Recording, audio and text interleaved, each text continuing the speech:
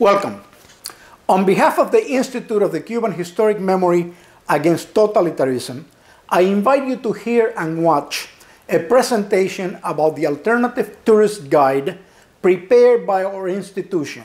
Here is the Executive Director of the Institute, Carmen de Toro Gomez. This is a tourist guide for a different Cuba. What are the consequences of the decisions made by the governments in Washington and Havana to reestablish relations will be an increase of American tourists to Cuba. There are many factors that will cause the increase of the flow of travelers, and that is not the theme of this work. Its purpose is to suggest, particularly to Americans traveling in the island, that during their stay there, they will take the time to visit places that will not be mentioned by their guides, but which they can access without breaking the law. In Havana, you can go to the Church of Nuestra Señora de la Caridad del Cobre, Our Lady of Charity. There, Arnaldo Socorro, a young Catholic, was murdered during a procession. Or visit the pier, from which the Spanish ship Covadonga sailed with hundreds of priests expelled by the revolutionary government.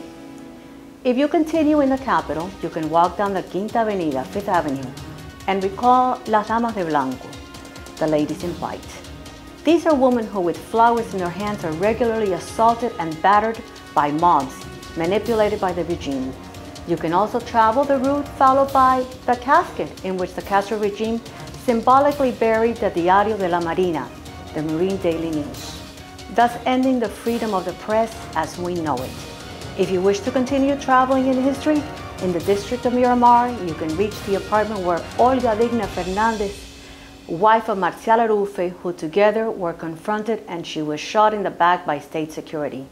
They refused to give themselves up, and while trying to escape, they were murdered. Havana has other places of special importance. One example is in the Hospital Psiquiátrico de Mazorra, the wing Pedro Carlos Severa, where they applied the electroshocks to political prisoners, including women, all of which had no mental disturbances.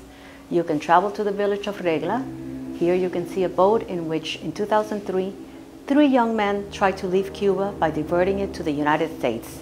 They were shot by a firing squad within 48 hours, to serve as an example to others. In the capital, you have the Peru Embassy, probably the only diplomatic center to be filled by more than 10,000 persons whose only objective was to leave their country. These actions ended in the Mariel Exodus, a stampede of more than 125,000 men, women, and children who could not stand to continue living in Cuba. Also consider visiting the prison of Guanajay, used strictly to jail men and women whose activities were contrary to the government. These bars witnessed many women who spent more than 15 years in prison. Another notorious prison for women is Manto Negro. The walls here are saturated with the grief of hundreds of heroic Cuban women, same as the prisons of Guanabacoa, which no longer exist. In the jails for women, the Castro regime showed the cruelest side. We recommend you visit without warning in order for you to appreciate the sad reality of the women who were jailed there. In Pinal del Rio, there are places of interest. Sandino is a place to where thousands of small farmers and peasants were displaced by force. There they were forced to construct towns like López Peña and Briones Montalto and to live in them. These residents were prohibited from returning to the areas from where they were exiled. Another option would be to visit the places where the Soviet missiles were deployed with a nuclear capacity 100 times more powerful than the bombs dropped in Hiroshima and Nagasaki. The target were some of the most important cities in the United States. Matanzas has much history. A must-visit, you would say, is the mass grave in the San Jose de los Ramos Cemetery. The rest of the remains without identifying of more than 30 guerrilla fighters, some of them executed and others who died in combat. In this province, the Canima River crime took place. Some young men tried to hijack the tourist boat 20th anniversary, and to prevent its capture, the boat was rammed by a larger vessel, causing the death of 56 people. In Matanzas, next to Playa Girón, you could reach for the place where a semi-truck, truly sealed, was filled with prisoners of war. As a result of this barbaric action, 9 men lost their lives. Las Villas has numerous historical places. In La Ceiba, the dictatorship massacred 19 guerrillas who had been in prison for more than 2 years without ever having been tried. They used machine gun fire with equipment installed on a truck. Close by is La Campana, a chicken farm converted into a center where prisoners were shut in without the possibility of any hygiene, where they had to use the area they slept to do their necessities. If you care for military history, the cemetery of Maricaragua was the scene of a bloody battle against a totalitarian regime in which 11 guerrillas died, including the leader Porfirio Guillén. Or find transportation, which will take you to Monte de la 40 Caballeria, where in a battle that lasted several hours, Tomás Angil, head of the guerrillas in the Escambray, gave up his life together with 12 of his men. After traveling a couple of hours, you can visit Santa Clara and go to the old Abel Santa Maria Theater, a place where more than 100 people, mostly peasants, were tried. 5 were executed, never having been condemned. One of them was Porfirio Ramirez, president of the Federación Estudiantil Universitaria of that province. Life or death was sentenced by a powerful bailiff. Very close is the local cemetery. There lay the remains of Juan Wilfredo Soto in 2011, an activist beaten to death by the regime's police. In Camagüey, you can visit the places where campuses for the military units for production assistance were located. Thousands of dissidents, youths, were concentrated in merciless war camps. You can go up to the Camagüey prison, where Amnesty International Prisoners of Conscience, Orlando Zapata Tamayo, started and continued a hunger strike until his death.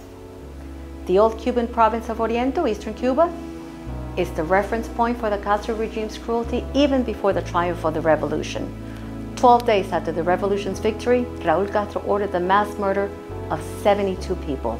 A trench was dug with a digger, and those executed fell directly into that common grave. In that region also died Osvaldo Payá Sardiñas and Harold Cepero. All of them are part of a long list of crimes by the dictatorship. You can also have the opportunity in this area of going to the prison of Boniato.